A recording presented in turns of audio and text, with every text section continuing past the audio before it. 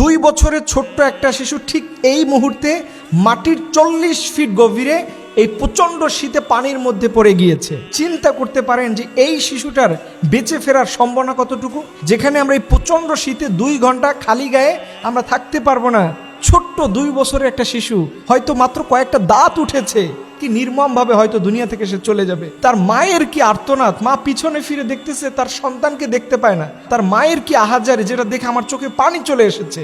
তার মা বলছেন, হঠাৎ করে আমার সন্তান মা মা বলে ডাকে, কিন্তু আমি পিছনে ফিরে দেখি খোলা ময়দানের মধ্যে কোথাও আমার সন্তান নাই। পরবর্তী দেখালো যে মাটির গর্ত থেকে আমার সন্তানটা আমাকে ডেকেছে কয়েকবার। আপনি বিশ্বাস করবেন কিনা, আমি যতবার এটা ফিল করেছি, আমার নিজের একটা সন্তান আছে। আল্লাহ আল্লাহ, আজকে যদি আমার নিজের সন্তানটা এমন হতো, আমি নিজেকে কি বুঝ দিতাম। দেখেন, এই আলোচনাটা নিয়ে আসার পিছনে একটা যৌক্তিক কারণ আছে। এই দায় কে নেবে? এই যে অনাকাঙ্ক্ষিত বিপদ হয়, ঢাকায় কিছুদিন আগে ফ্লাইওভারে গার্ডার পরে যে একটা মানুষ দুনিয়া থেকে চলে গেল, সরকার কি করলো? 5 লক্ষ টাকা দিল। অথচ এই সরকাররা বিভিন্ন ক্রিয়া, নাচ গান, হারাম জিনিসে তারা কোটি কোটি টাকা ব্যয় করতেছে। আজকে এই শিশু সাজিদ যে দুনিয়া থেকে চলে গেল, এই দায় কি সরকার এড়াতে পারে?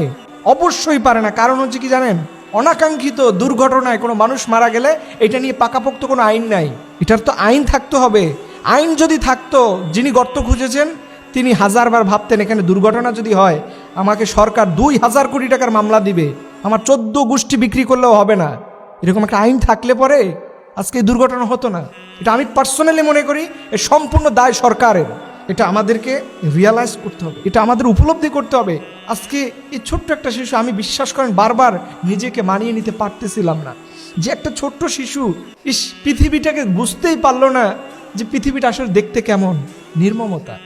নির্মমতা চলে যেতে হয়েছে। এর জন্য আমি বলি, আল্লাহ তাআলা কোরআনে একটা আয়াত বলেছেন, আলাইসাল্লাহু বিআহকামিল হাকিমিন, আমি হচ্ছি সর্বোচ্চ বিচারকদের মধ্যে সর্বশ্রেষ্ঠ বিচারক। আপনি মনে করেছেন একটা দুর্ঘটনা হয়েছে, কি হবে? কোনো আইন নাই তো, আল্লাহর কাছে বলবো আল্লাহ ভুল হয়েছে? না, এটা ভুল হতে পারে না। তোমার এই ফাদা পাতে তোমাকেও কিয়ামতের দিন আল্লাহ বিচার করবেন। সুপ্রিম কোর্ট, হাইকোর্ট, জজ কোর্টে বিচার হবে না, কিন্তু আল্লাহর আদালতে হবে। আল্লাহ এটা পুঙ্খানো বিচার করবেন, কোনো ক্ষমা নয়। এর জন্য মানুষের কোনো বিপদ হবে, এটা যদি আপনি রোডের মধ্যে একটা কলা ছোলা ফেলে রাখেন, একটা জলপাইয়ের বিচি ফেলে রাখেন, এটা আপনাকে হিসাব দিতে হবে। এটা আমরা কিন্তু অনেকে বুঝি না যে কি একটা বিষয়, জলপাইয়ের একটা বিচি ফালাইলাম রোডের মধ্যে, কি হলো? ওখানে ওই কারণে একটা মোটরসাইকেল পড়ে যেতে পারে। ওখানে মোটরসাইকেল পড়ে যাওয়ার কারণে যতটুকু ক্ষতি হবে on the day of judgement, এটা আল্লাহর সামনে তুলে ধরতে হবে। প্রিয় ভাইয়েরা, আমাদের লাইফটা কিন্তু খুব শর্ট টাইম। হে রব, তোমার কাছে দোয়া করি, মেহেরবানি করে, তোমার কুদরতের তো কোনো শেষ নাই, তোমার খাজিনার তো কোনো শেষ নাই, মেহেরবানি করে আল্লাহ অশান্ত হৃদয়ের এই মায়ের সন্তানটাকে তুমি তার কোলে আল্লাহ ভিক্ষা দিয়ে দাও। সবাই বলো না আমিন।